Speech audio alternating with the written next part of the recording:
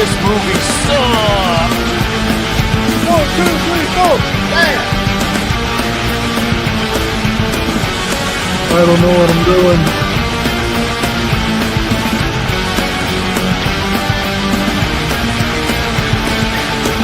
Tom Holland for president.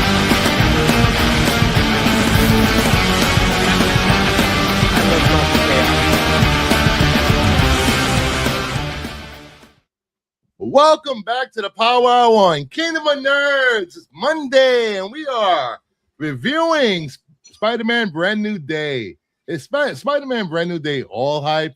Question mark. We will be talking about the good, the bad, and then give our final thoughts. And then final thoughts, we will actually be able to say, you guys may be wrong. All right, or whichever you decide, because everything is subjective. And we are not here to tell you should like a movie or dislike a movie. We are here just to give our opinion of the movie. And tonight, joining us is Mama Bear, the Queen of the Kingdom, Big Jeff, Nerdy Geek, Heroes for Hire Comic Club, and Not Near Mint. So I'll never tell you you're wrong, but I will call you stupid. I'll just tap on my camera. Everyone is entitled to their own opinion. I just tell you that you're wrong. There will be spoilers. So if you have not seen the movie, this is your chance to bow out. This whole show is dedicated to Spider-Man Brand New Day. And then at the end of our final thoughts, we will be giving our top 5 Spider-Man movies. So you guys in the audience, start thinking about your top 5 movies towards the end of the show. Man, that's tough. Because I have my list ready. Hopefully, you guys have your list ready. I didn't even know we were doing a list until I shut up. Of course, you have yours ready. I knew before you guys, and I don't have my list ready. Well, You were supposed to see the movie? maybe. Wait a minute, there's a movie? Let's say hi, Robert. Pops is here, and Wamba's here, Hey, Wamba. Hey, Pops. and LeBeau is here. Hey, buddy. All right, we're going to start with the good. I will start, then we'll go around. Wait, should I So, make this? so we're going to talk about the whole movie then, because the whole movie was good. This will be brief. All right. Yep. Yeah, See. for him it will be. Something positive. I can see the hamster wheels going. Something positive? I can start if Bruce can't think of anything. No, I'm just fixing the banner. That's it. It really does look like You're the way fixing hamsters Bruce are Banner? trying to come up with some sort of. All I made right. that joke earlier. Hey, Tyson. All right. This is the 4th movie in the Tom Holland movie, whatever you want to call it, Series. series of movies. This probably will be the. I know him and Zendaya are taking a break from Hollywood for 3 to 4 years, so we will not get another Tom Holland Spider-Man probably till after 2030 or around 2030. Do we know why? They're They're having a baby? Is that why? I guess they've been working really hard turning movies out after one another. Zendaya especially, she's been working really hard from Champions to the drama. She's just I don't blame them. I mean, what's the point of success if you can't enjoy it a little bit? Yeah, Does this work mean all the that time. Dune 3 is the last Dune movie, or does that mean that she's being killed off in Dune 3? we will see. Oh, who cares? I feel All right, let's get to it because yes, Dune is better than Star Wars. We know this. All right, let's get to the good of this movie. It was bored as shit. Matt hates sci-fi. Confirmed. I hate Dune. Yes. Spider-Man, Brand New Day. They're good for me. I will say this: Sony doing the great job that they have been doing with all the Spider-Man since Spider-Man 1. Oh, here we go. Original Spider-Man. I'm glad they incorporated more elements of the video games into the movie. If you have not played any of the Spider-Man games, you are missing out because there's some of the best story and dialogue is in those games, and some of the best action sequences. Zendaya's performance as MJ has never been better. She's just a top tier actor all around. She can do no wrong in my book. Her scenes with Tom Holland were actually really good this time around. I did not feel the chemistry between those two in the other three movies. You actually feel the chemistry between them. I'm glad they gave that time to breathe in this movie, even though she doesn't remember who he is. And the Punisher, a surprisingly good performance by Barenthal. You guys know I'm not a fan of his. I'm not a fan of Punisher, but I like the fact that they nerfed him for this movie, and now we can call him Nerf Punisher. Make him cheerful Punisher. Yes, family-friendly Punisher. A movie with Punisher, he did not kill anyone, which was great. He almost did. Almost doesn't count. I really liked the interaction with Tom Holland and the detective.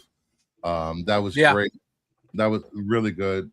She was great. I love when he's on the phone with her with their first scene, and she was like, "What's the name of my kids? Poppy." Actually, Bruce, you bring up a great thing about Detective DeWolf. The greatest thing about the character is she made it to the end of the movie. I know, she didn't die like in the comics. Boy, you nerds out there that reads comics. She is directly from the comic book. How do you read them in the slab? You go online and digitally read them, dude. Go online and digitally read them when they. Oh, Marvel Unlimited. I got you. Yes, Marvel Unlimited. Yes, got you. They're actually doing a sale because they need all the help they can get at Marvel Comics. Lord. I will say this is probably one of the better Spider-Man centric stories for 2/3 of the movie. They really gave Tom Holland Spider-Man time to show exactly what he's been going through for the last 4 years between No Way Home and Brand New Day. Let me see what else is good about this movie that I enjoyed. Did you like the opening of the film with all those bad guys that you saw for 2 seconds? Fan service. I loved it. That will be later on. I will talk about that later on. I guess not. I'm talking about the good of the movie.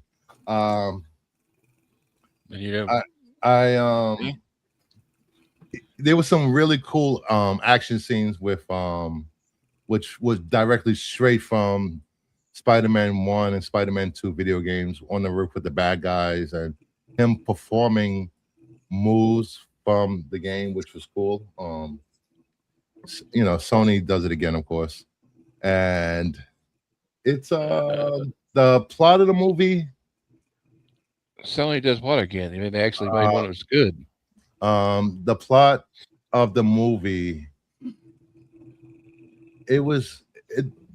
Spider-Man's plot was good. Oh, I enjoyed Spider-Man's plot. Sony did well with which elements of the video game that they imported into the movie, you think?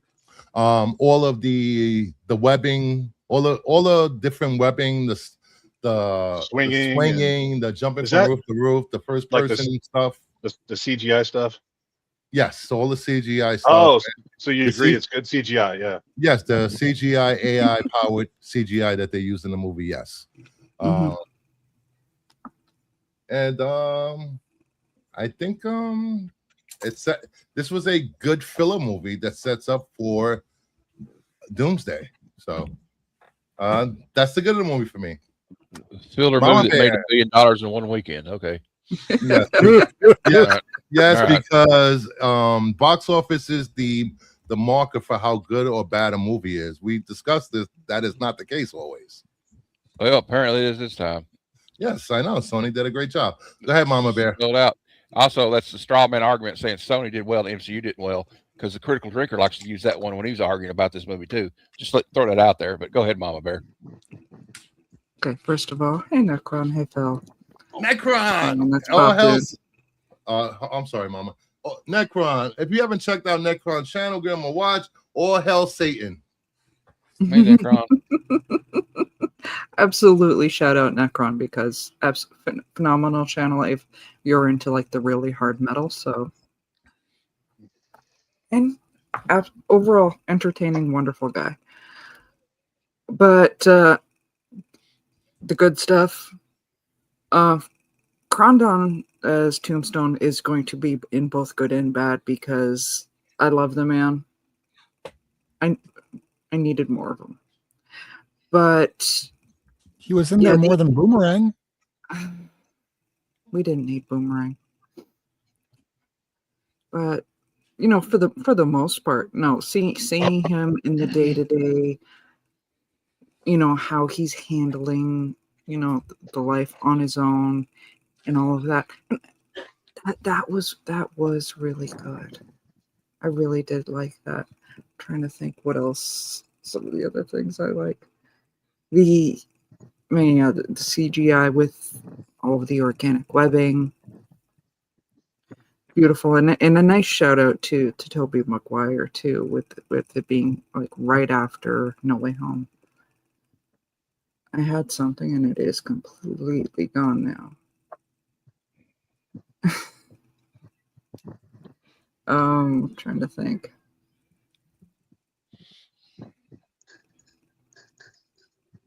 I just hate it when that happens.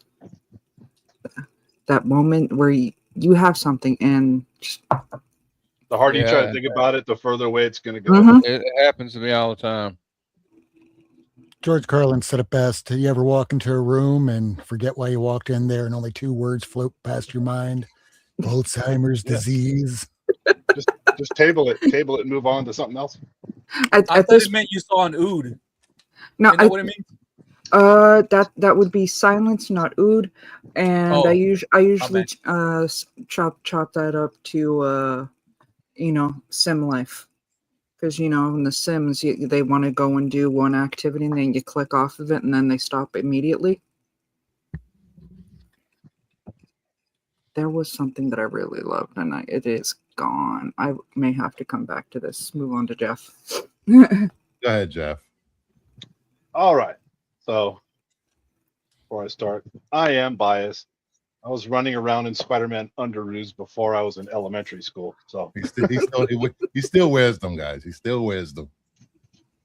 That's take impressive. that. You can still fit into your one. They just you can only wear them on one leg though. yeah, they're a little snug, but it's another Extra chatty whiteys. Congratulations, Tom Holland, for a grand performance, in my opinion. I enjoyed all the nuggets of all the villains in the beginning, the Tombstone, Tarantula, all that stuff. I'm there for that stuff. I love it. For me, it's fun. I know a lot of people like to poo-poo it. That's fine. I get it. I love it. I think it's wonderful. It's just more for me to take in than be entertained by.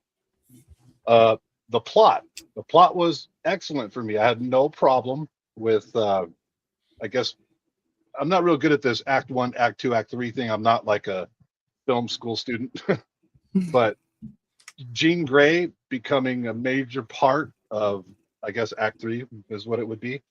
Had no problem with it. Had no problem how they wove her into it, how it affected, you know, Spider-Man's life and everything coming together. Awesome performance by John Bernthal. I know a lot of Punisher purists would be like, man, that's not the Punisher, that's Disney Punisher or whatever they want to call it. You know, that's like you said, that's Nerf Punisher. Nerf Punisher. But we can't forget that Spidey realizing, because Spidey, in the essence of who I believe Spider-Man is, which is trying to save people, he doesn't want to kill all those things that, you know, moral high grounds and all that stuff. Towards the end, towards the crescendo of the movie, we forget that the Punisher says, "Screw you, kid. I'm going to put a 50 cal bullet through Jean Grey's head and end the threat that way." Well, we all know what happened. It didn't turn out that way. So is Jersey Punisher Shore really boy. that nerfed? I don't know. But I thought the Punisher did a great job. I loved the interaction between Punisher and Spider-Man. It was fantastic. It was funny, but it wasn't cheeseball funny to where I'm like, all right, stop with the fucking cheeky jokes. Move this thing forward. You know what I mean? So I love that part. I agree with Bruce. I loved the sequences of Spidey flipping and swinging and skydiving through the frickin' city. The city was gorgeous. The cityscapes were gorgeous. The CGI webbing was fantastic, even if it was from his mechanical shooters or the organic ones. I'll be honest. For a minute, I had a problem with how did we? For a second, I was like, wait a minute. Jean Grey, one of the most powerful telepaths, telekinetics, blah, blah, blah. How is it that Spidey was immune to her jumping into him? But so I guess the explanation was as his arachnid DNA started to kind of take over extra because he was taking on too much stress, and it was a function of that or whatever. Again, I'm biased, so I'm like, all right, I'll take it. Fine, it works for me. So that was all fun to me, and the emotional parts of it. Peter's interaction with MJ, the MJ that doesn't remember him, that doesn't know who he is, the pain that causes him, feeling alone in the world, problems that you have in the world that you can't turn to anyone and talk to about it because you can't risk your anonymity, which I would think would translate to, in the real world, people making themselves vulnerable. He doesn't want to make people he loves vulnerable, or himself. Finds out you can't do this by yourself through his, conversations with Aunt May. And yes, Marissa Tomei knocked it out of the park. She was, My God. it that was made me great. cry. It was great. When she was talking to Jean, and I think that Peter knew that Jean needed to hear those words. So I thought that was a wonderful moment in the movie. Absolutely wonderful. My oldest son, he had a little bit of wet cheeks. I saw it. I took my kids to see it. So, Yeah. I thought, okay, all right, he has a heart. He's not a psychopath. That's good. Woo! Yeah, dodged a bullet there.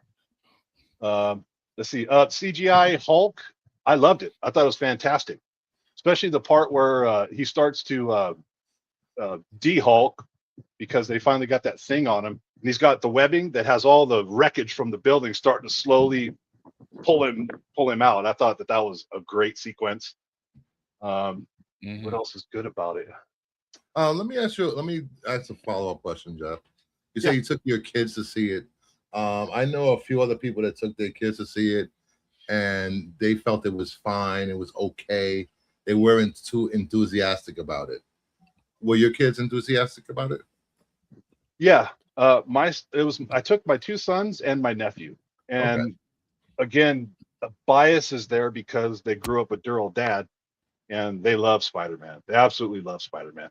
So all three of them were super stoked to go see it. So a gooner taking his kids to see Spider-Man, they're not going to really care about Spider-Man.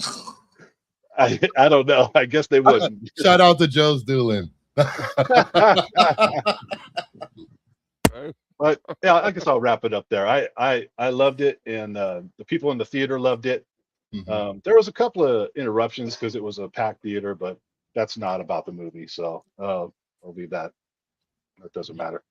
But yeah, welcome back to the original summer blockbuster, folks. Feels good. Rob, what the good parts of the movie you enjoyed? Oh, go ahead, Mama Bear. I remembered what the big point was beyond the Hulk and all of what Jeff said, because 100%. Jean Grey has always been one of my girls. You guys have been hearing me for years now, or at least some of you, been hearing me say Tom Holland needs this one scene. Yes. The fact that we finally got that moment of New York having Spider-Man's back. Oh, yes. That was everything to me. Yeah. I Them love you, standing Spider-Man. outside of the hospital. Yes, it was everything to me. I don't care if you want to be a Mr. Grumpus. And I think And Necron has a good point that Spidey senses probably could block her out. It was able to do it. It was able to do it with Doctor Strange's magic. Go ahead, Rob. No, that would have been a good idea right up until the point that she called him Peter right after. So she found out who he was right away. But for me, what I really liked most, more than anything about this movie, is when you put Spider-Man in the outfit, does it feel real, or does it feel like a cutscene from a video game that I'm watching up there on screen? That opening shot where he's fallen down a building, where you're seeing the cityscape, the building right underneath him as he's falling. You're seeing the fabric of the outfit as it's swaying in the wind. It felt real. It felt more real than any of the other Spider-Man films. And while I still like the Amazing Spider-Man 2 movie, as far as the costume goes, this one was pretty spot on. Now, starting from the beginning of the movie, and I'm not going to go through the entire film, just a couple beats. I wrote nothing down. So between this and Supergirl, we had the hero in the uniform through a good portion of the film, whereas the other one, we had to wait until the final 5-10 minutes of the film, and then it's over. So we got to see our fill of Spider-Man. We got to see the actors actually act instead of having, a bunch of actors pretending to be toys and clanging each other against one another like we did with our toys back in the 80s and 90s. Aside from that, we got to see the actual villains. It might have been for 2 seconds. Fine, call it an Easter egg, whatever you want. But here's the thing. We went to go see Fantastic Four when they told us that they fought the Red Ghost. We never saw him. They fought Puppet Master. Never saw him. We didn't see anything. In this one, at least we saw 2 seconds, 3 seconds, 10 seconds of Tombstone and Boomerang, Ramrod, for those that remembered who the hell he was. Midway through the film, when they finally introduced us Sadie Sink's character, yeah, you might say she could be a murderer. She's a terrorist. This is before Professor X. This is before she was found. This is still her on her own, where, if you want to compare her to any kind of biblical figure, before in the agnostic text, Jesus kind of accidentally would kill some of his friends back in the day. But that didn't quite make it into the text. But And her sister was just kidnapped. And the sister was just kidnapped. Come on, man. If somebody tries to kidnap the one person in your life that means a damn to you, you would move heaven and earth to do anything to get them back. Up to and including hopping to a bunch of random ass people and going, come on, you can follow me, as the guy gets hit by a truck and probably dies. But he could have survived. They didn't just kidnap her, they murdered her. She didn't know that till found out though. Yeah. She found out. I used the same argument for the Wizard of Oz. I don't believe the Witch of the West is really the evil one. Yeah, Glinda's the evil one. Just like Wicked. But then again, Glinda could have told the damn Dorothy at the very beginning, hey, those shoes can you bring you home right now? You don't have to go through any of this stuff. You can go home right now. What the hell is wrong with Glinda? No, she was the villain. Then she sends a kid off to get rid of the competition. Did anybody think that Richard Metzger was benign in the beginning? A good guy? Mm-hmm. Okay. Nobody. It was obvious. A good guy. No, I will admit, for me, I didn't see it coming. You did? Not initially. Oh. There was a point where I'm like, and I don't remember what it was exactly, but I'm like, you were lying, mother. Yeah. You were lying, mother. Something was off. Yeah. What VMAX? He really didn't know what VMAX was, but it wasn't important to the plot. It was only when she looked up, when she was kidnapped herself, going, and that's made her realize. This is where my sister died. Oh, you guys fuck. Yes, she read that tiny little word from all the way down there. Yep. Great vision.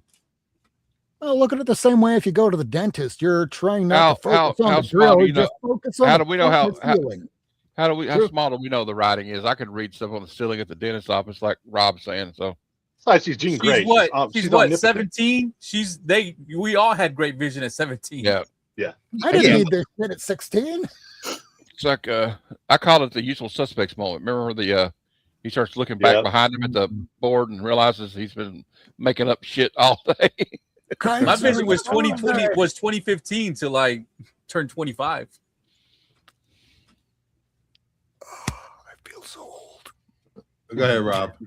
No, Sorry. I just remember going to watch the very first Spider-Man movie in 2001 when it came out, realizing that is now 25 years later, and they are truly caring about the story more than just, hey, let's try and throw something out there that maybe everybody will love. They realize that this is a comic book movie. Let's stick to that route.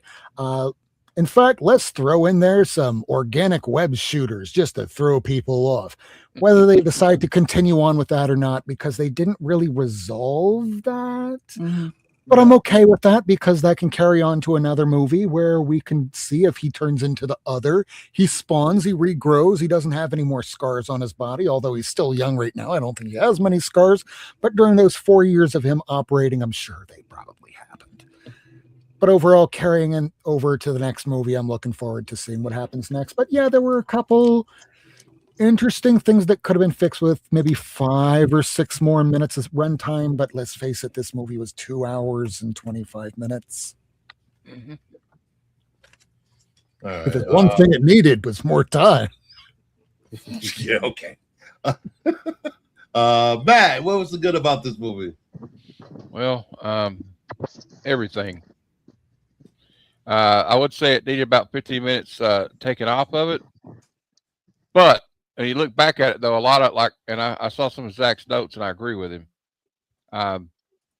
They kind of give you time to kind of sit in it. I think Rob was talking about that too. Like it's just not two guys punch each other in costume. He's in the costume a lot because Mm-hmm. and like there's just like you can tell he's like comfortable with it, and like I like the opening. I know everybody's like, oh, it's just fan service. Yeah, I'm a fan. Serve me, please. I want to see all this shit. I want to see all the bad guys. I want to see what Spider-Man's doing. We haven't seen him in 4 years. So, also, Matt, how about the parallel between both Spider-Man and Punisher and the way that they both operate? Where the one, this is just how he lives his life, where even Gene DeWolf's been telling him, kid, you got to take a day off. Meanwhile, Punisher's telling him, no, kid, this is a sentence. And they're basically doing almost the exact same thing in the way that they're operating. Yeah, that's like they had a lot in common. Also, the chemistry between those two on screen was great. And I will say that I think, even though like Peter and MJ are not together in this film, this is the best their chemistry, I agree with Bruce, has been in a Spider-Man film. And like this movie had a lot of heart to it to me, as for it to be in a big like summer blockbuster. There's a lot of times where like you feel the isolation he's going through, and I know this is a great performance by him, but also it's like you almost feel sorry for him. You don't know him, but you feel also Yelena. She likes to talk about. I like when she's talking about. You talk about the small potatoes, and we talk about big potatoes. And also, I want to go. I want to go and hang out in Yelena's office with her. So. If that means anything to you guys. So, all right. I loved her office. I like how he had like her little cameos in it. And I like that the cameos we had, like with Banner, didn't overshadow Spider-Man, which at the end of the day is a Spider-Man movie. And everybody will say, oh, yeah, well, Jean Grey. Well, yeah, so what? Like, I see. Now, that was my first. I had a trepidation going into this film. Like, if she's Jean Grey, how are they going to do this? And does this make sense to be in this movie? But the way they did it in the end of it, you see her on the bus going upstate New York. It kind of, I like the way they worked that in there. And also, everybody's like, well, she killed people. Jean Grey, before Professor X found her, was a troubled kid. Mm-hmm. And he realized how powerful she was very early on. And he had to put those blocks in her mind mentally. But we see that rage come through her. And Zach was talking about this. That rage, she's going to still have that rage in her for when maybe later on we see the Dark Phoenix come out of her. The Phoenix come out of her. The Phoenix Force kind of latches onto that. We only saw level. A tiny sliver of what just Jean a little Grey bit. can do. Like I know people are like, oh, she's killing. And I'll say the same thing about the Supergirl movie. That guy deserved to die at that Supergirl movie, and I wish she'd killed him slower. These people any people that she hurt in this film kind of had it coming. All right. Look what they did to her. Like, even if they didn't kill her sister, they kidnapped her. Also, I could draw a reference to like family members being taken off the street. Nobody knows where they're at. Does that sound familiar to anybody? Mm. All right. There you go. Nerdy knows what I'm talking about. Not to get all that way, but also, Did you stay through all the credits to see that there was a portion where it listed all the people that were the body jump doubles? yeah. So all those people that were jumping from body to body, they had to train a certain way to learn, whoop, this is how I just jumped out from another body. Also, like, I really can't think anything. There was like one part they really messed with me. I kind of got mad, and maybe that should be the bad part, but like, when she's taking control of MJ from it there, I thought we're getting that moment where she realizes, and we're like, oh, damn it. But I think at the end of it, when she like stops time around her area or wherever she's at in Manhattan, I think when he sees Zendaya is like crying. I think at that moment, I think since Jean Grey is such a high level, omega level mutant, and get people's minds, she may have unlocked that. So I don't know. I don't know yet though. And I like to see him with like, with him and with his friends again, and like it's kind of a great contrast from the beginning of it when like you could tell like he's just throwing himself into his work like Frank, and maybe like he sees a little bit of Frank reflected back into it, even though they operate in a different manner, obviously. But like Peter Parker, this is your life. And then as far as Nerf Punisher, he cussed as much as they could allow for a PG-13 movie, and I know that. And now he didn't kill because I think for the one thing was Peter, like he's in a situation where there's only one big bad, right? So he doesn't really have many chances to take her out. And then he does try to kill her though. So, and I don't think he was trying to take out these other people because they were caught up in the middle of it. So, I don't know if that makes any sense at all. But anyway, I don't really have many notes. I don't know that I need to go on the bad part of this turn because I don't see nothing bad about this movie, to be honest with you. This right here was the perfect Spider-Man movie to me. So no more notes. That's all I got. And you see, I like your idea that she affected their memory, but I don't think it was a full, like she released it. I think she cracked the foundation. Yeah. Because you remember when he meets Ned afterward, Ned has no clue who he is. But then they did the dab. Yeah. Handshake muscle memory, and then Peter, was that a sudden flash, everything came back? Yes. Or was it that one portion when Mary Jane accidentally went, Peter, be careful. Shit, I just said his name. Who's Peter? Peter is Spider-Man? Who's Peter? Well, no. Oh, 2 and 2. I think I think she cracked the wall, but not like I didn't mean completely, but yeah, I think maybe it kind of unlocks something or started. All right, something. Nerdy, what do you got, Nerdy? Yeah, it was good. All right, next segment. Would you care to elaborate? I mean, y'all already said pretty much everything, so. What did you like that was good about the movie? Everything that was already said. It was good. The hell, Nerdy? What is this? I'm trying to keep the time down.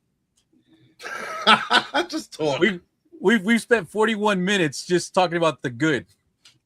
We've only been live 33. Do you expect twice the amount of time for the bad? Yes, because I know Bruce. All right, then here we go. All right, the bad. The opening sequence. This is a goddamn Spider-Man movie. I wanted a Spider-Man villain to be the main villain of this movie. We had so many great villains in the beginning of the movie. We saw for a few seconds. I thought everyone wanted a street level Punisher, Daredevil with the Kingpin and Tombstone being the main villains of this movie. I guess that went out the window for some reason because I was really hyped to see Tombstone be the villain of this movie or Mr. Negative. But I did not get that. I was a little disappointed in that. As a longtime Spider-Man reader, there are so many good villains that Spider-Man has, and they couldn't pick one to be the main villain of this movie. Instead, we get We get terrorist Jean Grey and what's the name of that organization? Damage. The Hand. We got Damage Control. Oh, don't get me started on the Hand, the teenage gang from Queens or whatever.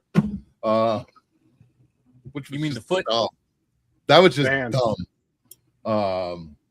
What That's their else? cousins. Yes. They were okay. They weren't dumb when Daredevil and Frank Miller created them, but okay. All right. Then let's get into this whole. They did not show how Spider-Man got such a great relationship with NYPD, which I wanted to see how that relationship came about.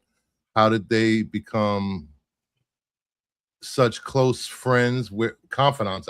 Not friends, confidants that they trading information, and he got this app that alerts him to police calls right away. Yeah, that was just like, wait, what? Let me see. Also, all right. Spider-Man had 2 apartments in a building in New York, goddamn city. The first apartment is probably like 4,000 or 5,000 a month.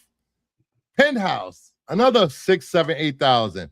Where the hell does Spider-Man work that he can afford to rent 2 apartments in a New York City building in this economy? I want to know. What was his job? Dude. He's on OnlyFans. Yeah, nobody's paying to see Tom Holland. I don't know. I know a lot of girls that would, a lot of ladies that would. Well, if you ask that question, then you can ask, where does he get all this super high tech? That's the next thing. Where did the super high tech from? I've had people say, well, he got a life insurance from his aunt. He got left money by Tony Stark.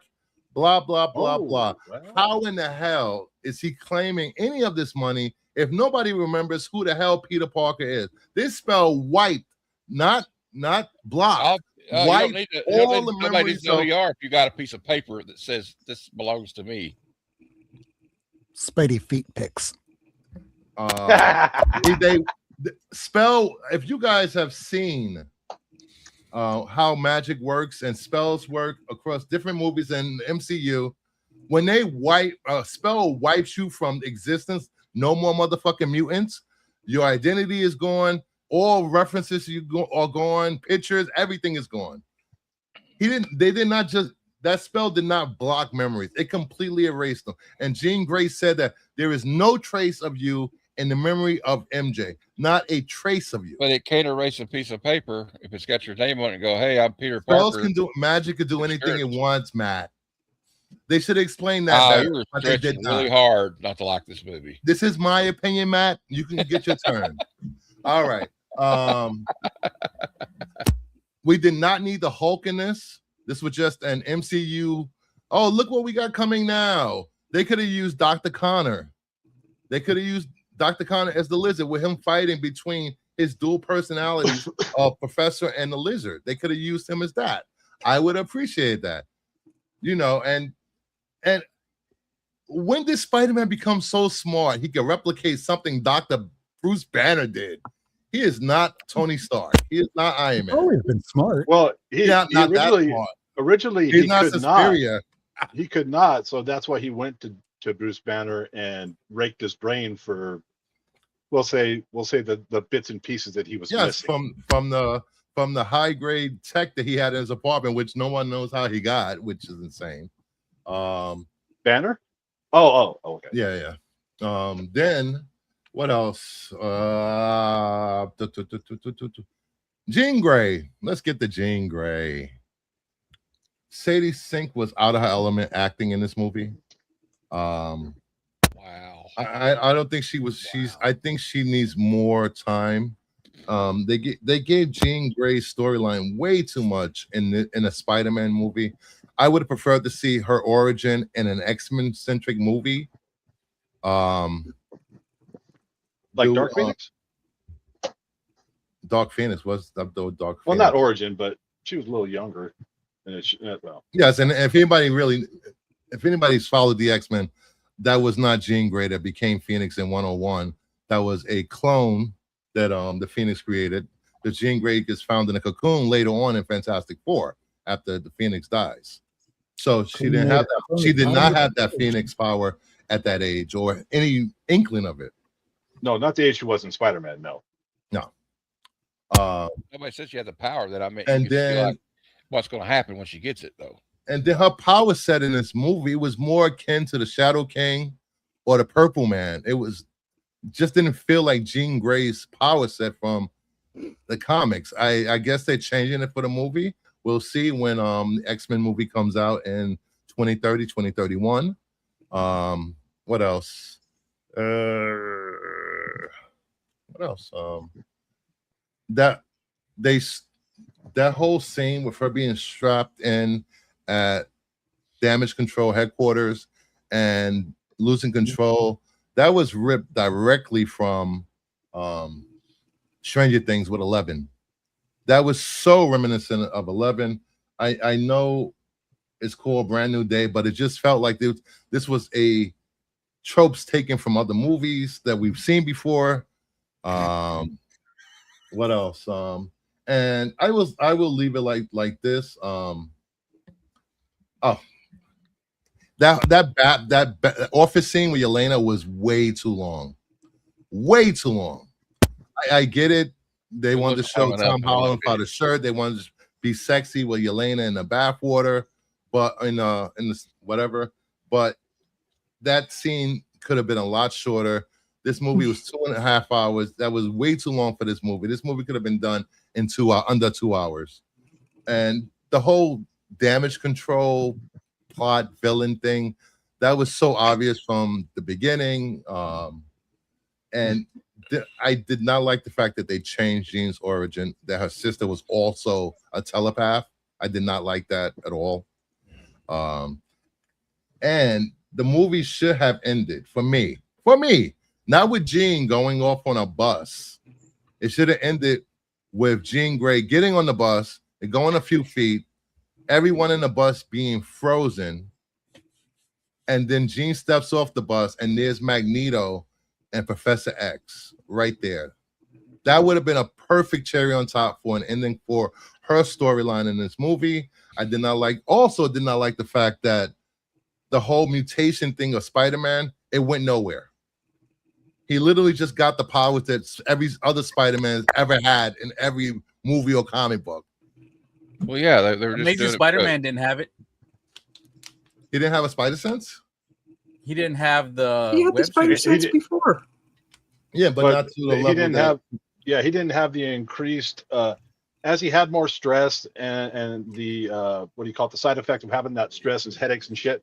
For him to start having the arachnid DNA start to give him more power and organic shooters and this and that and that part I don't know from the comic book purist saying that doesn't translate to the movie.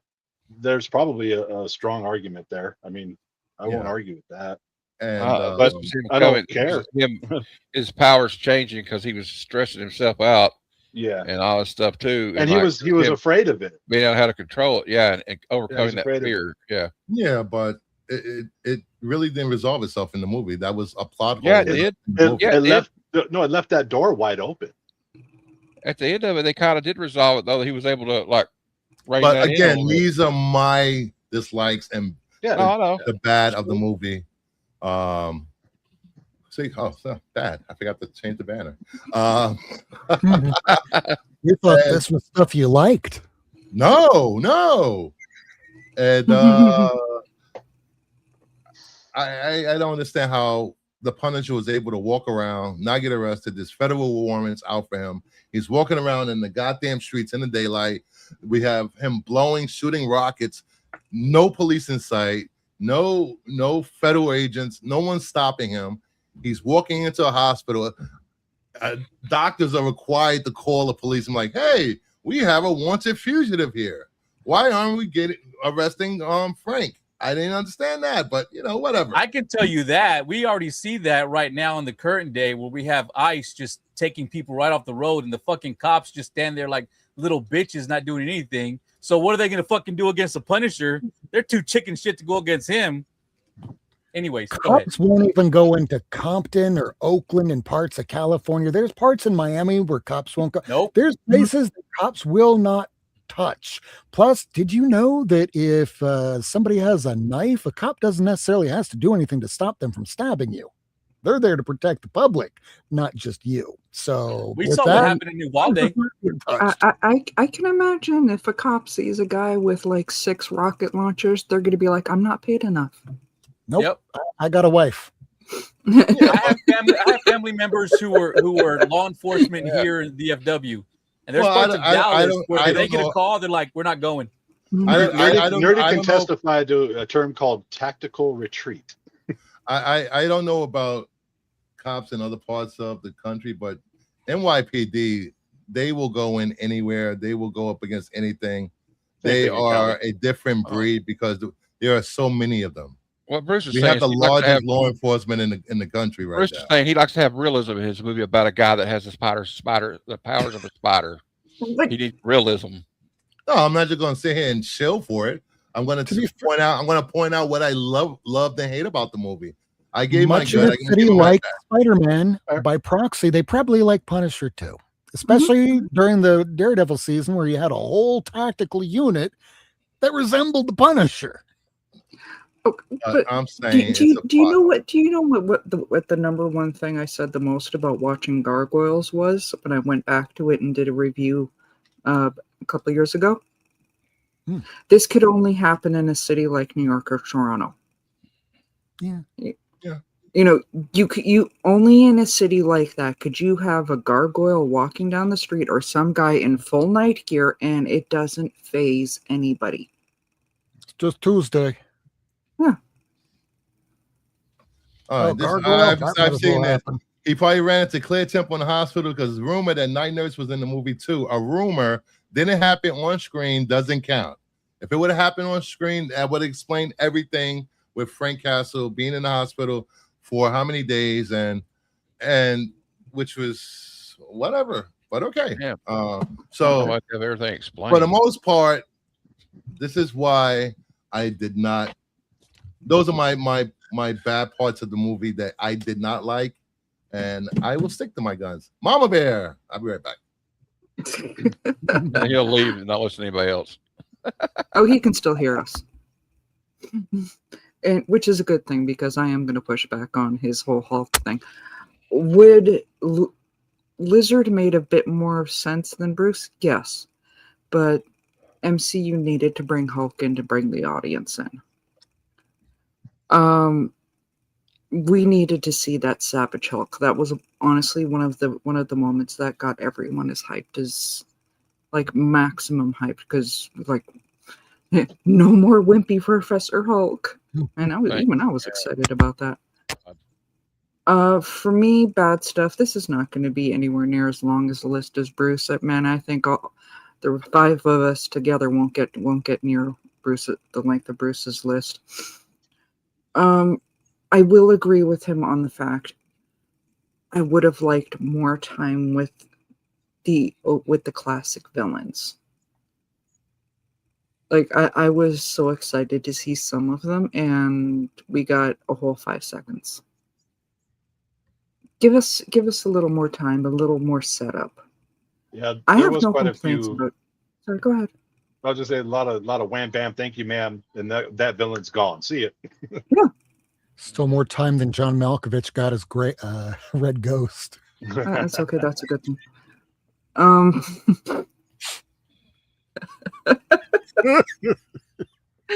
No, but like I said, Tombstone was the one I was looking forward to the most. Scorpion, we've seen him, you know, but yeah, so many of them. Tombstone, yeah, like I said, I've said before, I wanted to see more of them.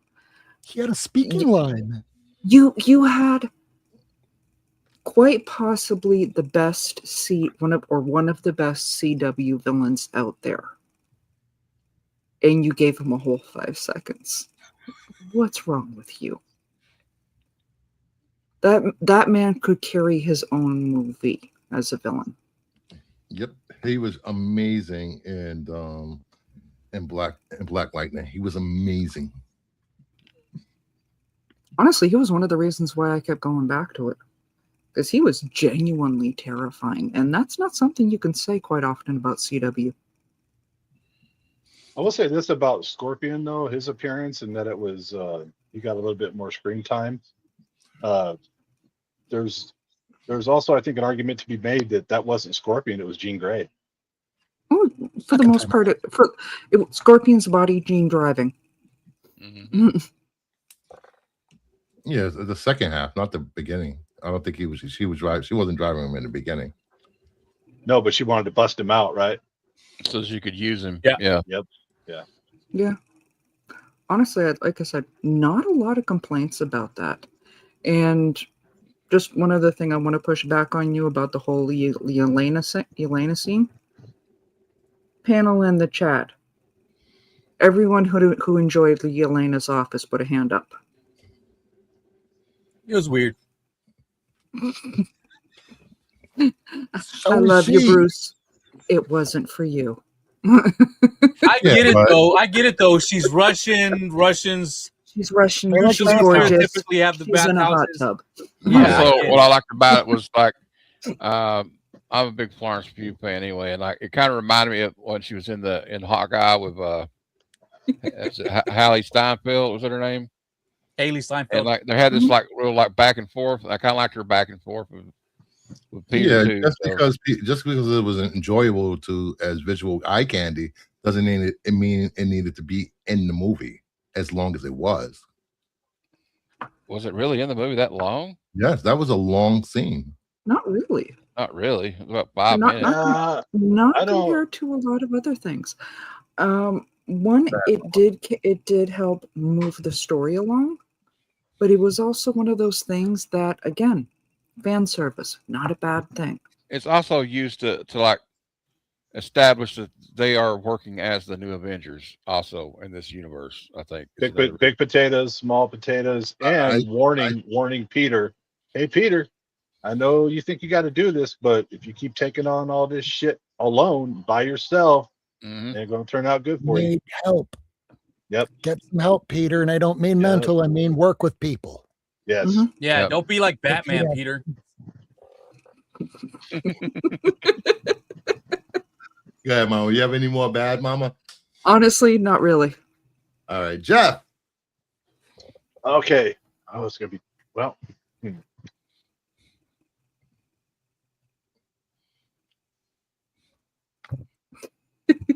It's gonna take you as long as it did Bruce to come up with some there's stuff I think that could have been done better. I'm just trying to think.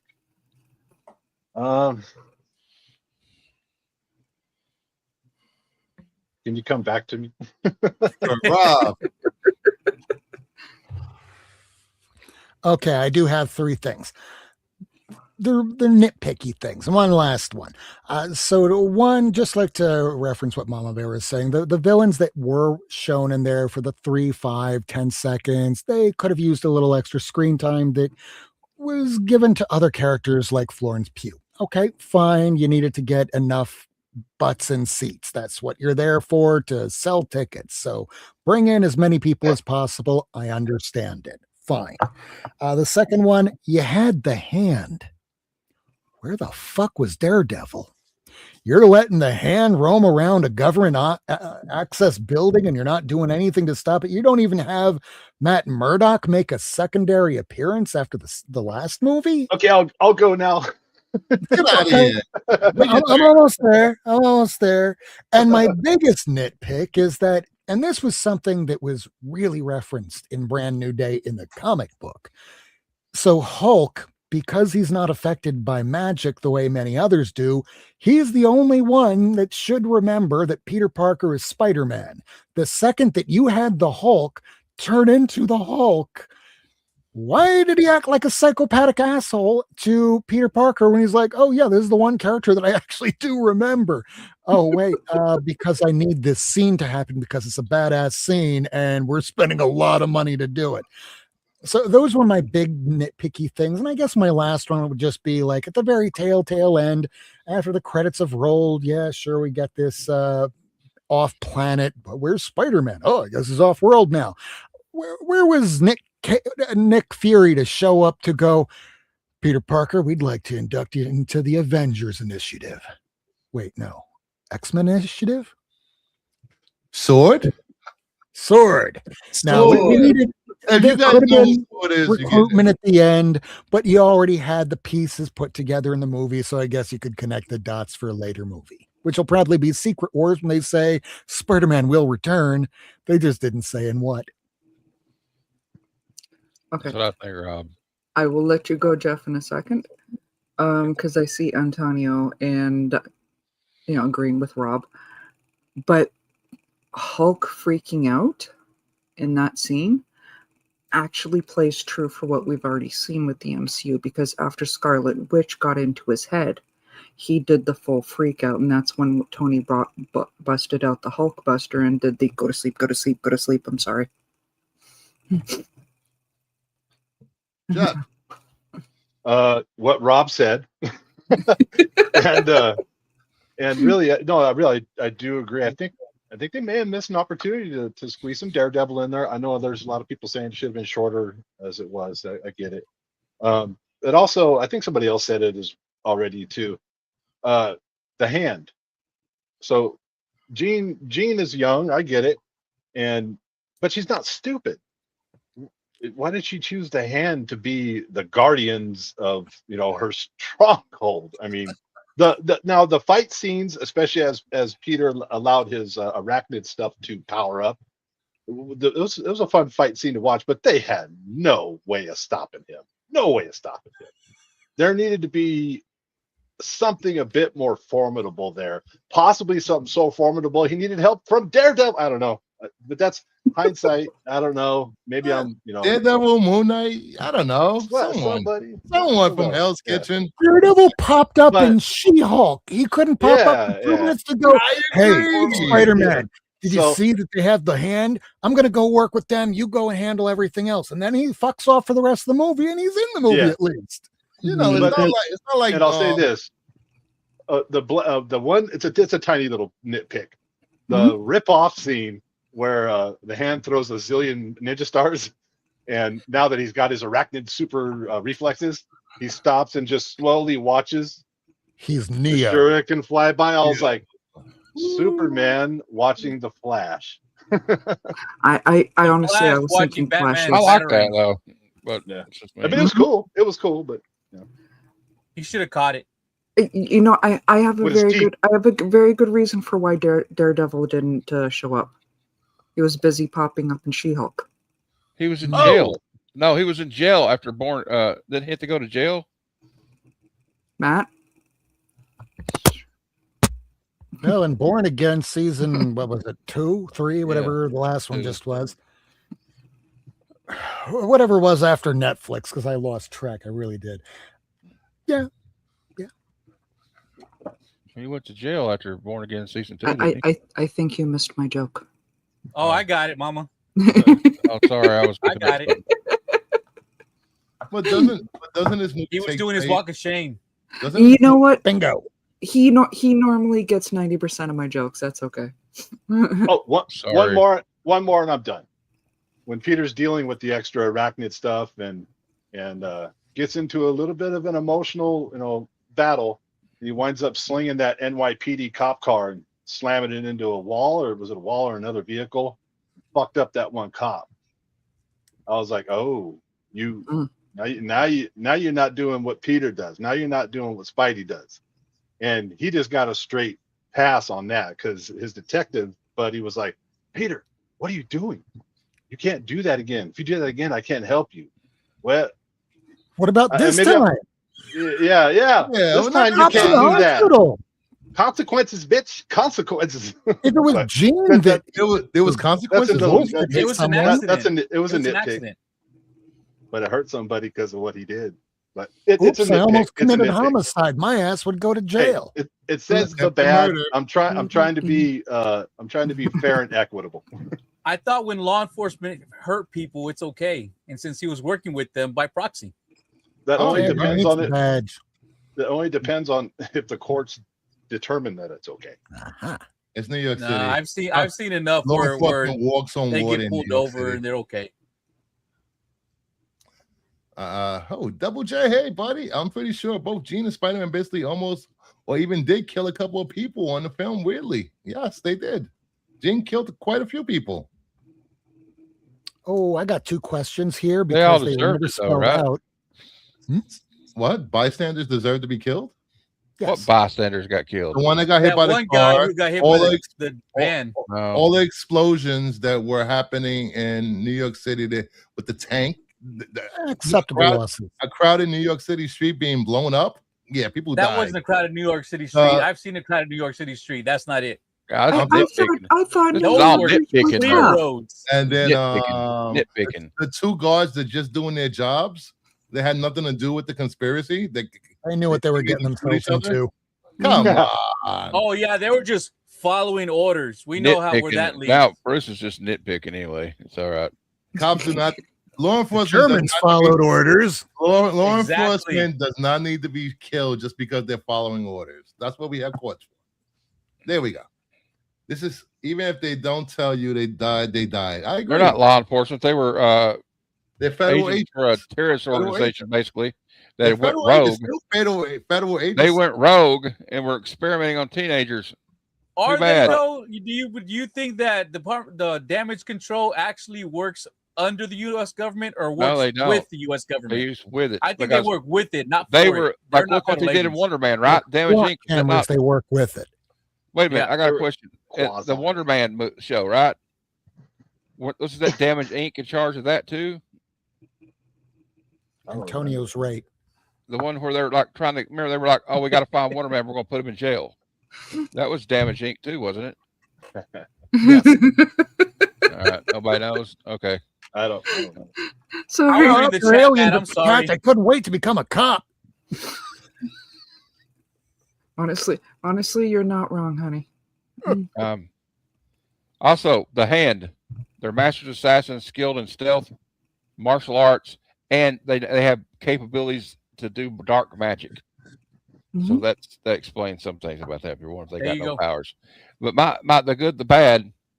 The Mhm. bad would be, why is Daredevil not in the movie? I agree with that. He lost internet. Okay. Oh, Yeah. He'll be back. It's all right. Anyway, Well, but I mean, he's like, gone. I have 2 questions.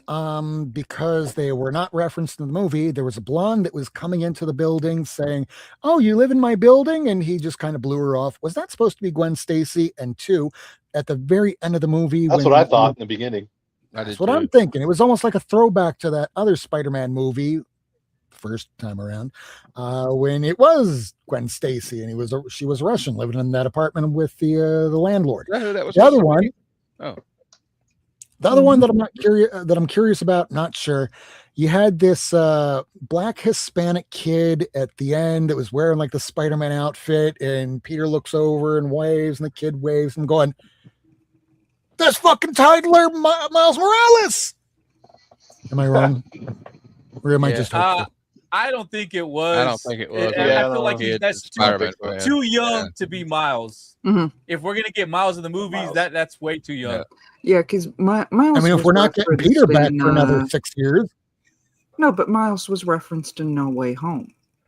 By now, Yeah, he he would was. at least be a teenager. Yeah. Also, Sorry, not No Way Home. Homecoming.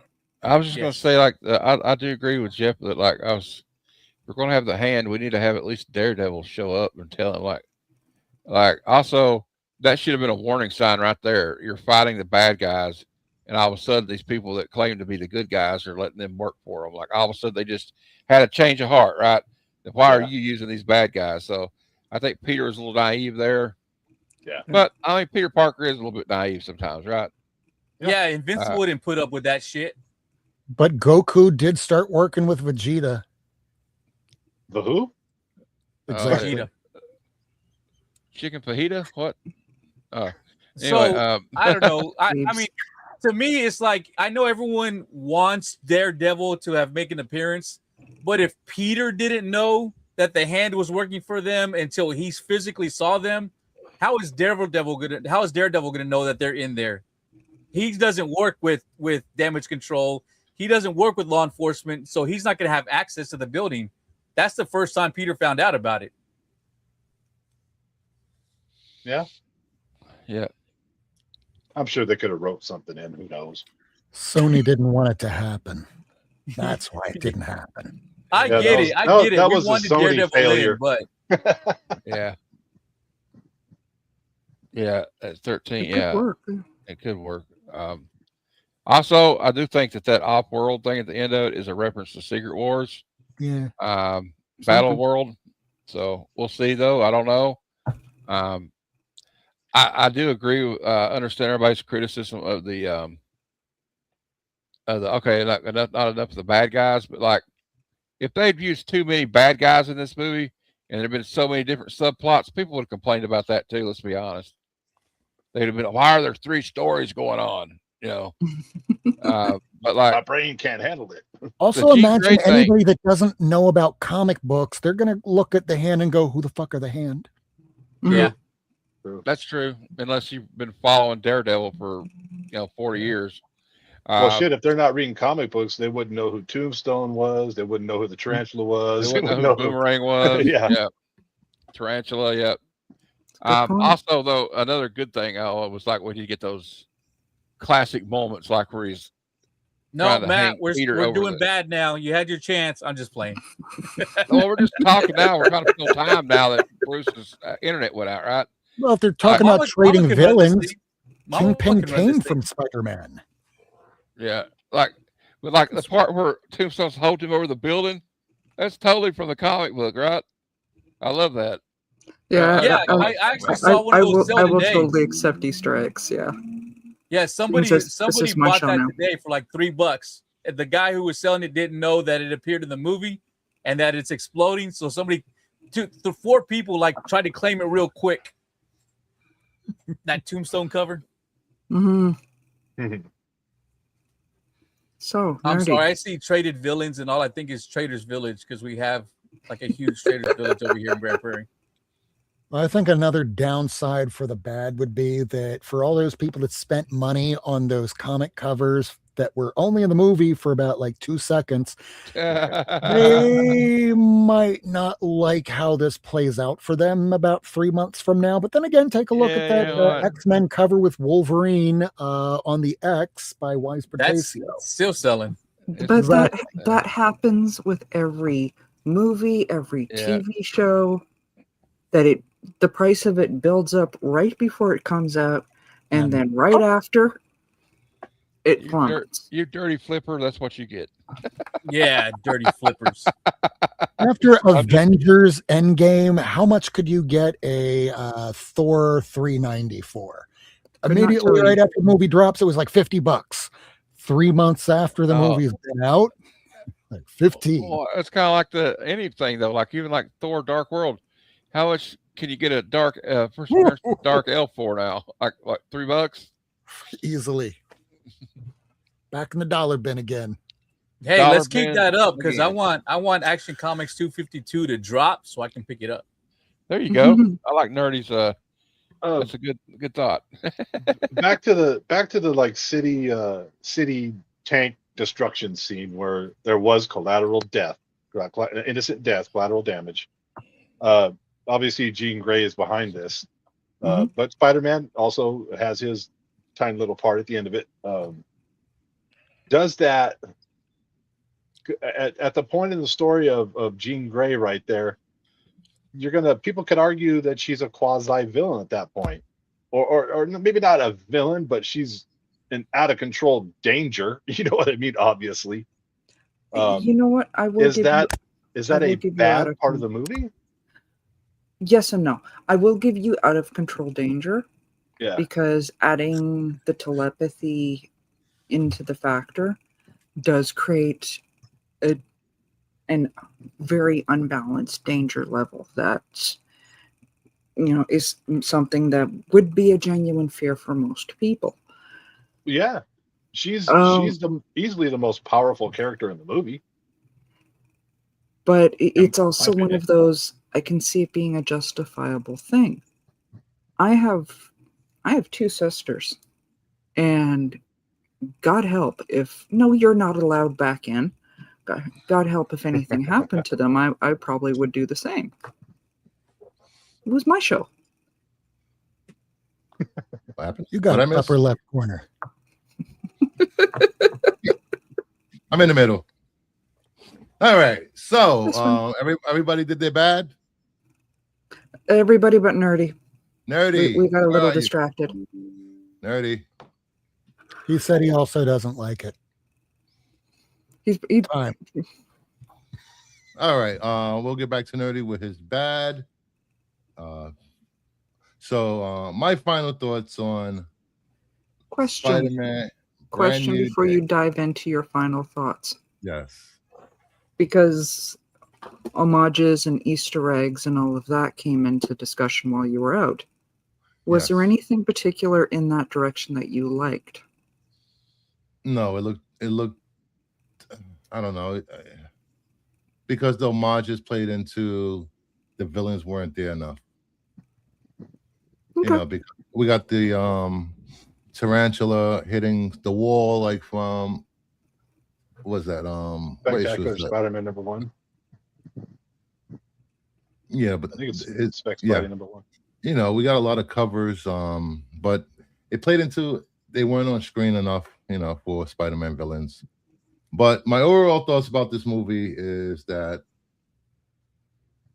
it was a step down from No Way Home. I enjoyed No Way Home a lot more than I enjoyed this movie. I would have preferred Jean Grey to be introduced somewhere else. I would have preferred Mr. Negative or Tombstone to have been the villain. I would have liked to see Elektra and Daredevil in this movie, not Yelena and the Hulk. So my overall rating for this movie is a 6.5. Mama Bear, your final thoughts. Honestly, I don't do the number ratings because it just doesn't work with my brain. For me, it's always, you know, did I make it through watching it, or was it a fight making through watching it? One and done. If it's on, I'll watch it, or rewatchable. This is absolutely going to be rewatchable for me. Okay, Jeff. For me, it's between the Spider-Man movie that had Willem Dafoe as Green Goblin. Between that movie and this movie for the best Spider-Man movie that I've seen personally. I loved it. It gets a no doubt raging 10 out of 10. Okay. Rob. Well, I'm not much of a 1 out of 10, 5 out of 10. I like the star units. That's how I grew up watching movies. So 3 out of 4 stars. It's perfectly solid. There's some elements that could have been left to the side, sure, but overall, it's a good movie to watch on a Sunday afternoon when there's nothing else to watch. If it's between this and Road Warrior, this one is a bit more hopeful and doesn't make me hate living, so I would take this one. Yeah. That's how I feel after watching Planet of the Apes. All right, Matt, your final thoughts. Hold it. Humanity dies. I really enjoyed watching it, and it was cool seeing the theater packed, people excited to see a movie, and people dressed up like Spider-Man and little kids in their little Spider-Man shirts. So I give it a 9 out of 10. I think that's a good score. All right. Nerdy, are you back? No, I'm not back. That was All my right. initial thought for the theater too. So I'll just give you the same initial reaction. Yep. Yeah. Nice. Thank you. Nerdy, what was your bad and final thoughts of the movie? I don't go into movies looking at them critically. Like, even if I see flaws, I'm like, I'm here to be entertained. I'm not gonna kill a movie for, little nitpicky things here and there. Although, don't get me wrong, if I watch a military movie, I am that guy that like, that's bullshit. That's bullshit. His hair's too long. Facial hair. That does bug me. But that's supposed to be real life. This is comic books. I don't give a fuck about this whole shit about, oh, the Punisher's running around. Why isn't he getting arrested? Well, why the fuck doesn't he get ever arrested in the comic books? He's always running around the comic books. So I don't give a shit about that. Did Jean Grey kill people? Yeah, probably. But you know what? There's, not all superheroes have that thing of where I have a no kill rule. There's plenty of superheroes who have collateral damage. So is it a big deal? No. And then the fact that people are saying, whoa, she's way underpowered here. She should be way stronger. This is her first discovering her powers, learning how to use them. If the X-Men all knew their powers as soon as they got them, then there'd be no fucking use for the school. So why go to Xavier's school if they needed to learn them? They need to learn them. To hook up. They could do that without it. It works for Matt Murdock gets it anyways. And he's not at no school. Yeah. So I enjoyed it. Like I understand there's like, I know Bruce, you brought up the thing about MJ getting kissed under mind control and how we're supposed to feel about that. Like I said, Peter let her know what happened. He apologized. She said it's fine. So we can't really say anything about it if she was okay with it. I mean, you're not going to get offended for somebody when the person's not offended themselves. Better than what happened in Wonder Woman 1984. Yeah, see, that was different. There was no apology. That was straight up, that was a whole different story. If anybody's to be blamed for that kiss, it was Jean Grey. She had no connection to that guy. How do you say to somebody that doesn't know who you are, oh, hey, by the way, about a month ago, my dead boyfriend hopped into your body and we boinked? I mean, I would imagine he'd still be sore, right? I mean, if you're with Wonder Woman, you're going to be the one that's sore, not her. If you notice, he was wearing the exact same outfit she made Steve put on. Maybe he just remembers, like, I didn't know I had a good time. So he's like, I'm going to wear this outfit again. That's my theory. So I liked it. I mean, yes, there was nitpicky stuff that we could all point out, which all of you have already done. I would give it an 8.47. I mean, it was a good movie. It wasn't a great movie. Was it the best Spider-Man movie? No, but I enjoyed it. My son loved it. He's 26. He loved it. I just want to bring up that thing with the kiss with MJ and stuff. I do want to say that I think that was a fantastic scene in the movie because it was cold-blooded as shit. Because Peter was totally, oh my God, I could finally let the waterfall of feelings rush into you, and I believe they're rushing back into me, and we're having our moment. And then Jean Grey's like, no, that wasn't her, psych. That was not her. Yeah, guess what? Crazy. Guess what? I was like in her head. Pulling the football back. Dude, Charlie Brown.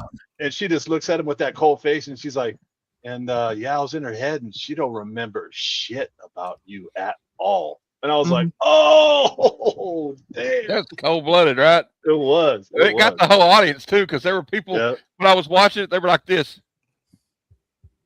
Boom, rug pulled out from under you. And the fact that Peter even acknowledges, do you even have any idea what you just did to me? Like, he literally acknowledges how much pain that just caused him. Reached in and grabbed that heart and just ripped that shit out. Broke his heart. You won't be needing that anymore. Kano'd him.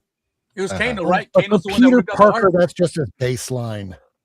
I had to watch another Tom Holland performance twice in 2 weeks. Yes, I did. All right, we'll get into our top 5 Spider-Man movies. I'll start. Number 5, No Way Home. Number 4, Across the Spider-Verse. Number 3, Into the Spider-Verse. Number 2, Spider-Man. Number 1, Spider-Man 2. Those are my top 5 Spider-Man movies. All right, Mama Bear. It is so hard to pick just 5. No Way Home, undoubtedly. I will have to go with Spider-Man, the first one with Tobey. And this is no particular order for me. And in the same respect, I'm going to go with the first one for Andrew Garfield. I like each of them individually. I like each of them individually as in I've always said they'd be the perfect Spider-Man if you got them all into one body. It's hard to pick the last two because the Spider-Man 2 with Tobey, that is undeniably one of the best ones. Doc Ock. Oh, that whole subway scene, it's iconic. Amazing. My only downfall for all of the Tobey stuff is MJ. Couldn't stand her. For the fifth one, I guess I'll go with Into the Spider-Verse. It like I said, it's hard to pick just 5. All right. Jeff. This is tough. Number 5. Number 5, I'll go the first Spidey, just the first Spider-Man. Number 4, I'm gonna go Into the Spider-Verse. Number 3, I'm going Spider-Man 2. Number 2.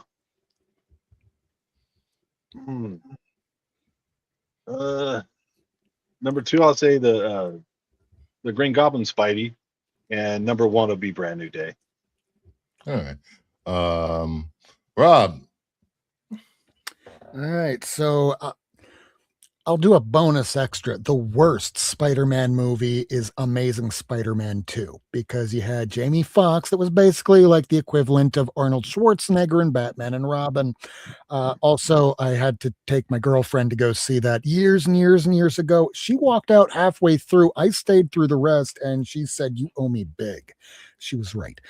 So number 5, I would probably put the very first Spider-Man movie with Tobey Maguire because we didn't know what to expect when we went to go see that, and that it turned out well. Great. Although upon watching the pumpkin bombs turn people into skeletons is kind of funny. Still not as funny as watching Brand New Day. And at the end of the movie, I'm not going to say which scene, but there's a scene when people start crying. We had I don't know if it was a baby or a small child, but so loud that I started laughing, and I shouldn't be laughing at that scene, but I did. Sorry.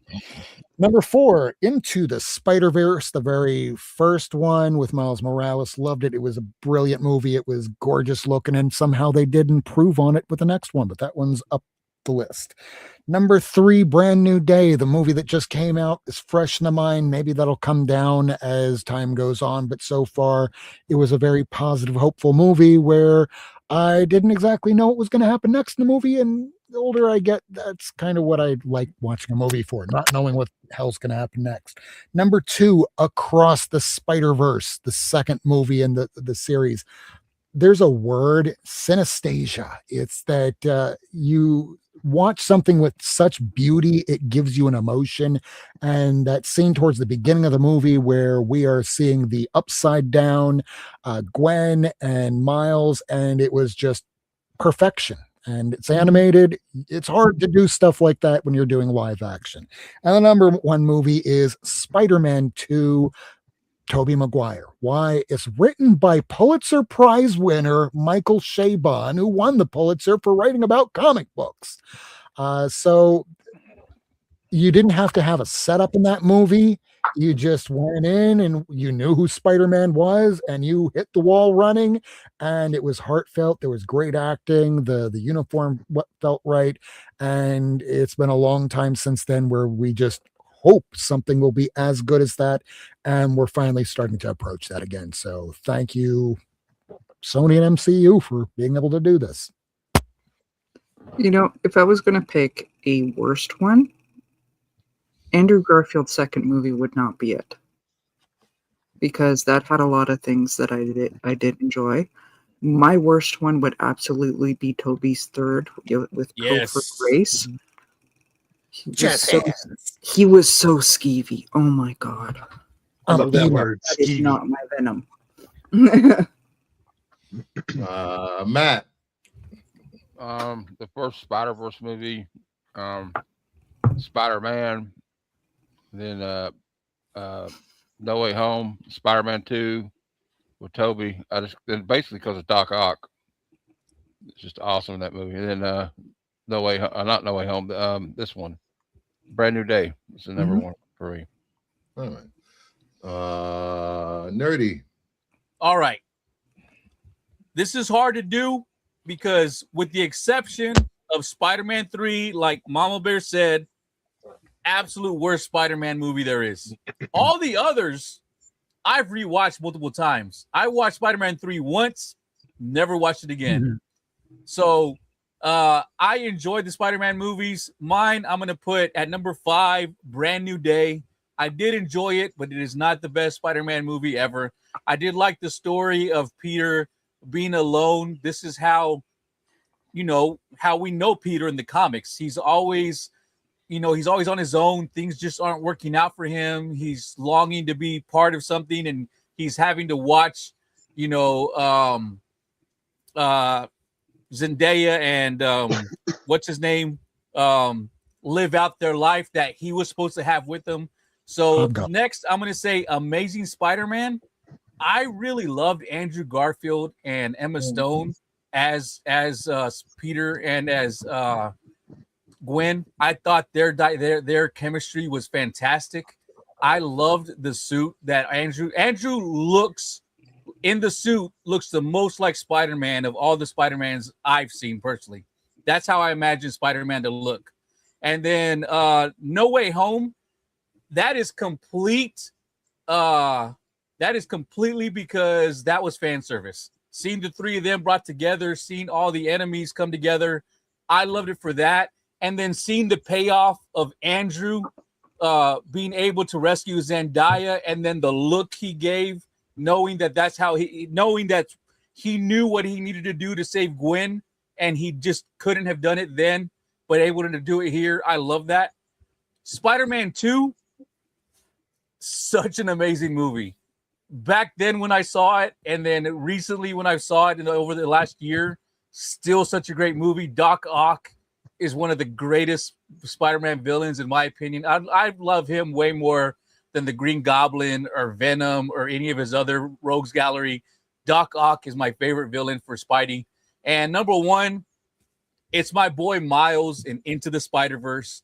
That movie was so fantastic. I love that he got to be put on film, that the general public who may not have known who he was got to see him. They got to see Spider-Gwen, and it was such a great movie. I love that movie. I can't wait for the third one to come out. Thank you. Nice. The third one comes out next year in 2027. Hopefully they end the trilogy with a bang, because Miles Morales deserves all the flowers as Spider-Man. I'm just gonna hope no animator dies while making it. Jesus, stop. Overworked. I will say that is one thing I have about American animation. It takes so goddamn long for them to do any type of movie or TV shows, and here we are with next level animation coming out of Japan every goddamn day, and they could do 26 episodes of a show within a few months. So I'm just saying, America, step up your game when it comes to animation. They overwork our animators here, but over there, I was going to say, like, they're dying. I just went to work today for 3 hours. You die for the art. That's the way it works. Okay, we have an actual artist in the chat, so but what I will say, Japan and all of them have really been doing a fantastic job with the video games, because they are doing a phenomenal job with the figures and the faces, where anytime something comes out where it's American, it gives me that uncanny valley thing, because they're trying to go for that hyper realistic, and they always wind up having like way too many teeth, and it creeps me out. But it's like Tom Hanks in Polar Express. Yeah. Well, they were still learning. Yeah, they were still learning at the time. Animation, like they did that stuff with that Iron Man animated show in the 2000s. It was all like CGI garbage. I don't like that kind Rotoscope. of animation at all. I like the old school kind of animation. You know what I mean? And then you get the people that are doing stuff like Marvel Rivals. That's actually done. That's Asian made, and After they they are fired gorgeous. 90% of the crew, bastards. After getting a hit game, and then they fired 90% of the team. It's insane. Sorry. They don't need him anymore. Absolutely. And don't forget, Korea is doing some amazing animation also with Solo Leveling, Tomb Raider King. There's so many great animation coming out of Korea too. So I will say this: if you haven't played any of the Spider-Man games, you are missing out. Spider-Man's Miles Morales, Spider-Man, and Spider-Man 2 are 3 of the best games you can ever play. Between the action, between the physics of the game, the cutscenes, the acting, just next level. And Sony will be putting out Wolverine at the end of the year. Well, October, November. So pick that up too, because Sony has not missed when it comes to any comic book properties. Not right now. Right now it's a hashtag boycott Sony for a week. Don't buy anything, don't play anything, don't log into Sony. Fuck Sony. Why? No, I don't know. Yeah, because people that don't have PlayStation are complaining that they're going total digital. Oh, okay, yeah, fuck I've them. seen it. I've seen it from people who Rob. who I've do heard own actual video game people PlayStations. too. Yeah. Plus, right now their average is I think it's 6 animators per month jump out the window of the high-rise buildings they're having to do their slave labor in. The world doesn't like that. You don't own one, Sean.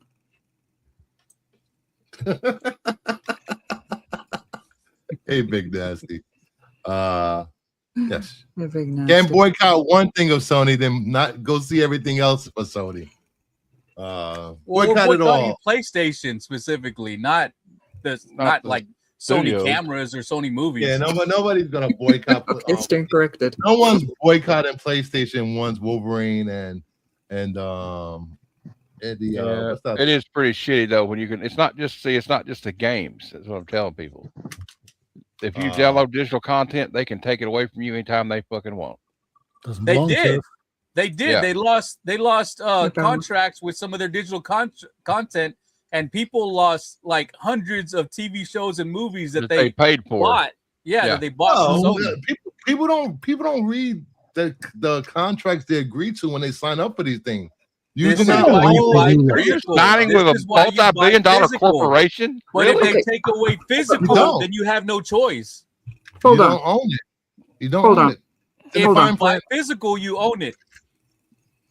That's right. If I have a DVD of Training Day, I own that. They can't take it away from me. See, I will mute every one of you. Question: what do we do every Sunday? Not go to church. Go cruising. I agree with that. No, that's fair. No, but every Sunday on this channel, what do we do? We review comic books. Review comic books. And every week, out of the 6 on average that are there, how many read all of the comic books? I'm running out like a 50%. We know if Joe's there, but I'm doing better than Joe. Maybe 50. And you expect people to read something that is right. Reading a terms of service for any big streaming service. Go ahead. Go ahead. It's a joke.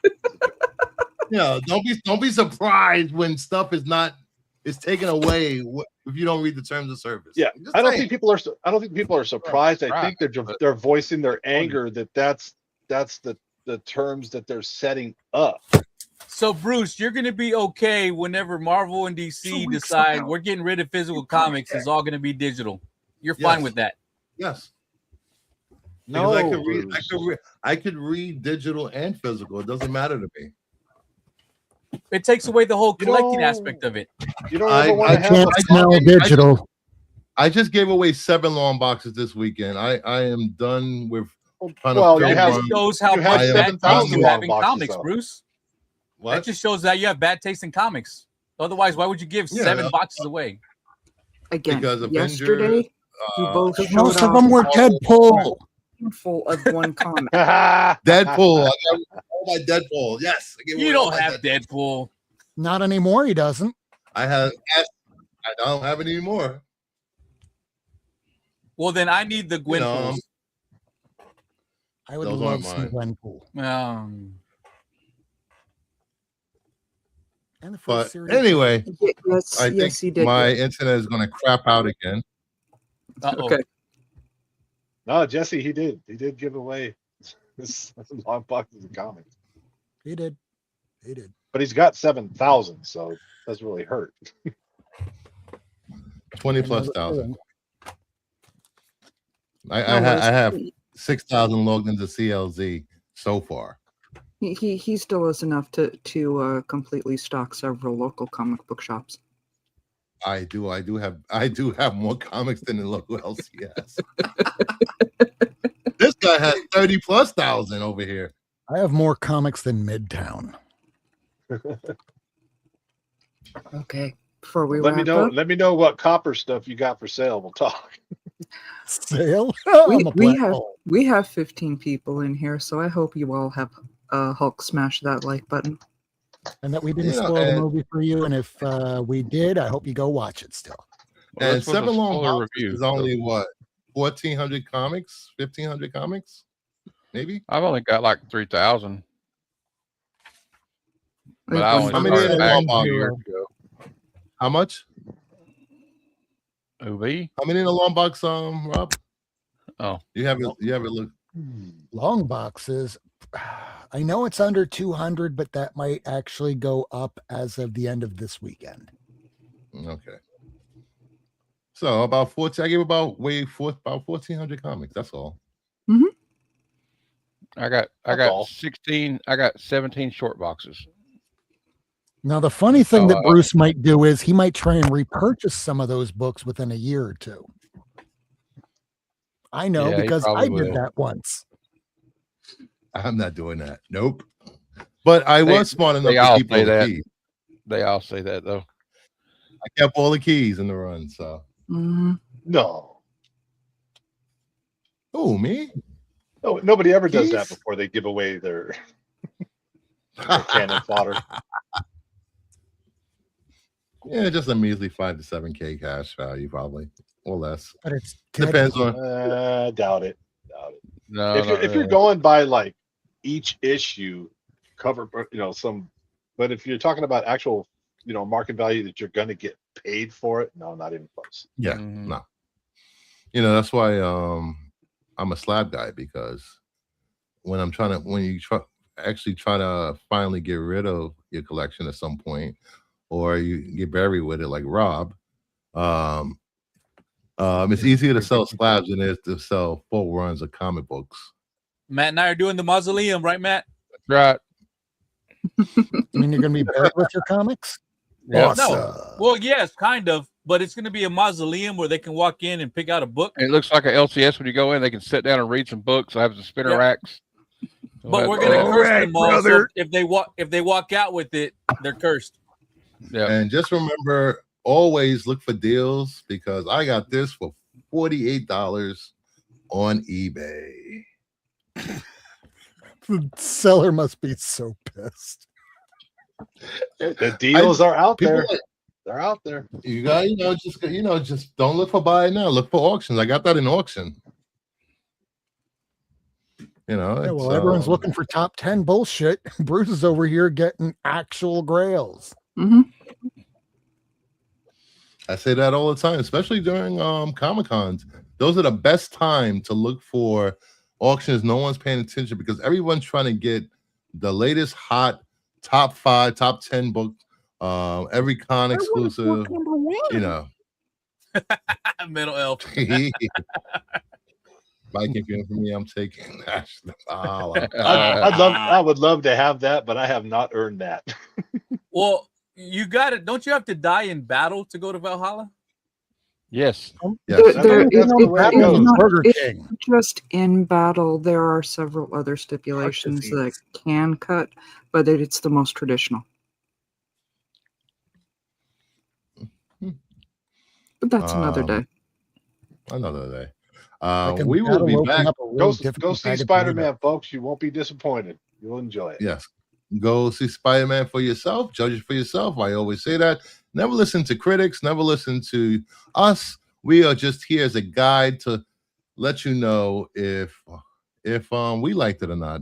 Because my opinion has differed from everybody on the panel, but that does not change how you should view or consume content because I dislike something or I didn't think it was the best thing ever made.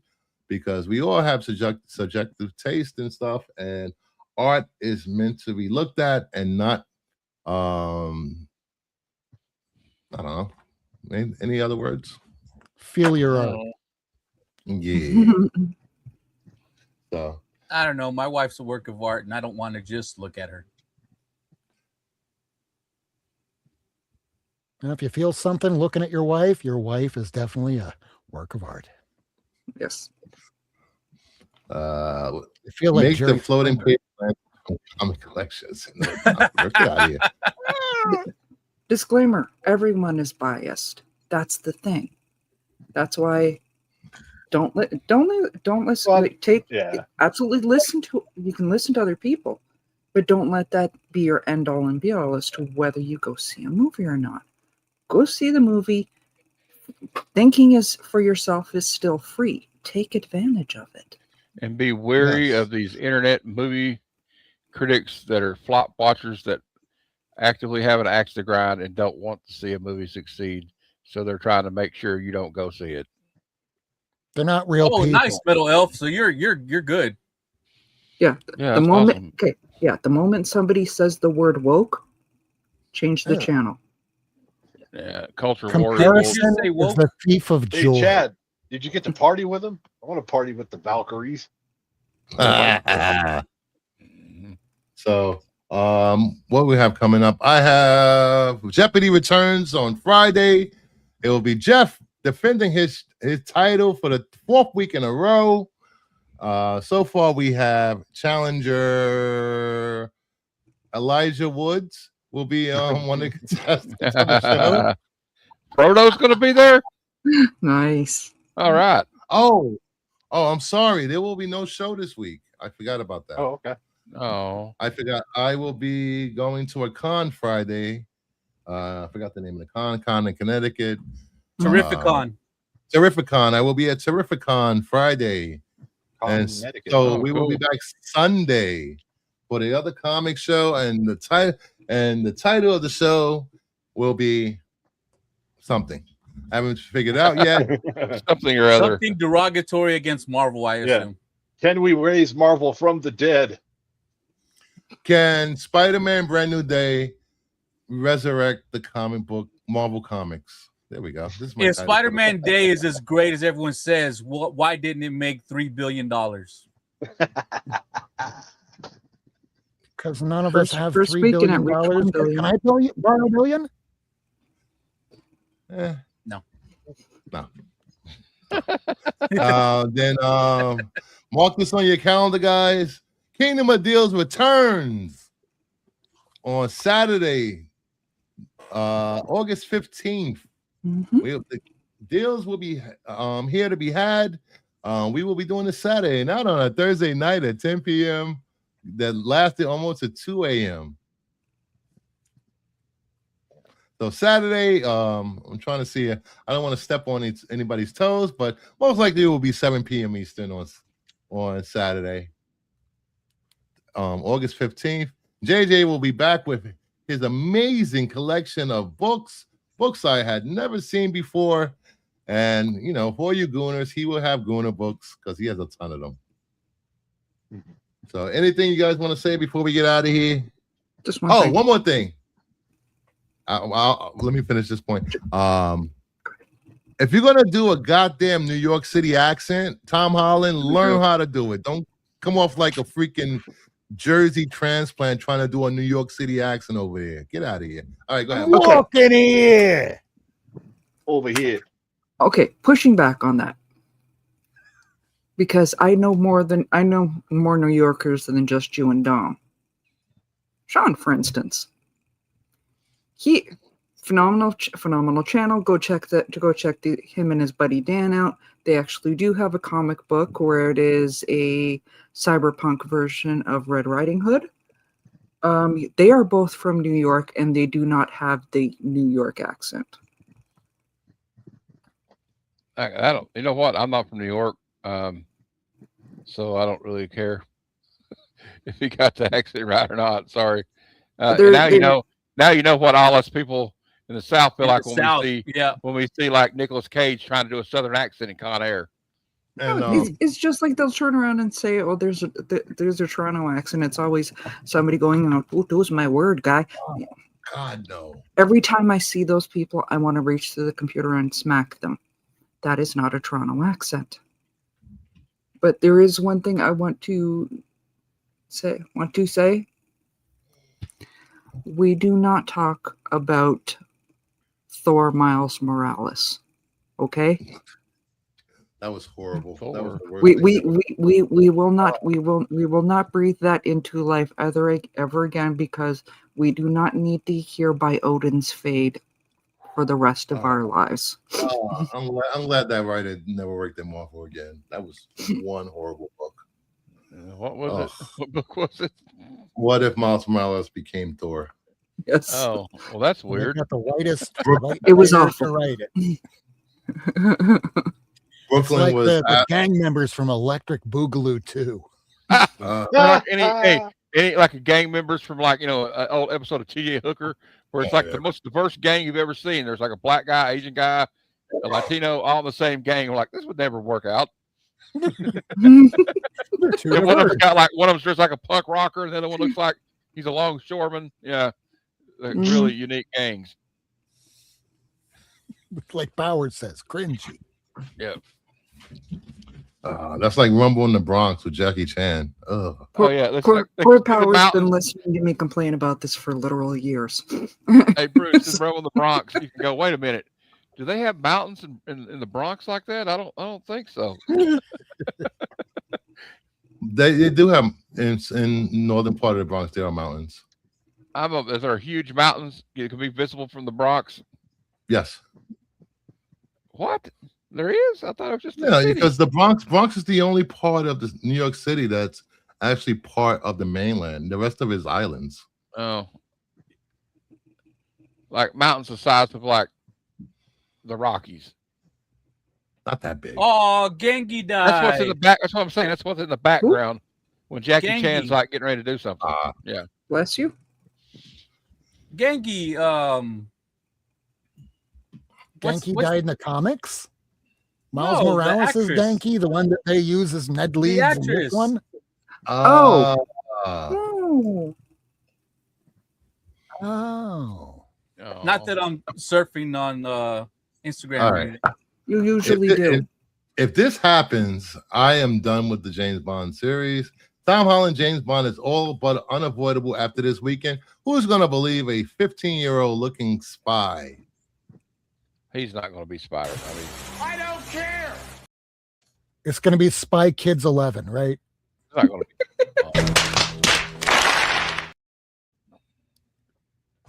be. Yeah. I will say for Black Panther.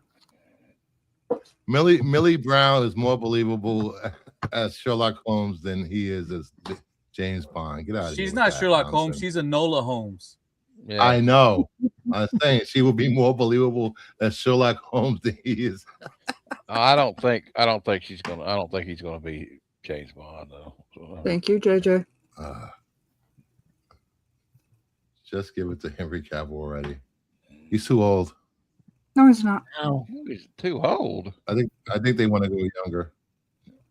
What, like a 12-year-old? He's like 40.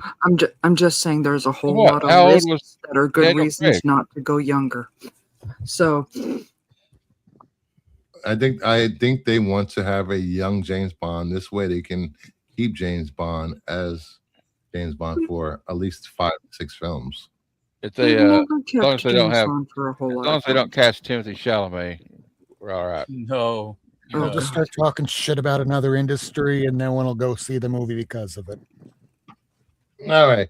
So with that, we are out of here. Have a good night. Thank you, everyone, for hanging out. And go enjoy movies, no matter what it is. And don't let people tell you what to watch and what not to like. And don't change your opinion just because your favorite YouTuber said this movie sucks, or they had an epiphany overnight because they watched somebody else and now they hate whatever they watched the day before. Don't And watch worry. Not Near Mint Friday, 9 p.m. Eastern. Yes. We're Have a talking good night, everyone. Supergirl and Spider-Man. Night, night. Love you, bye.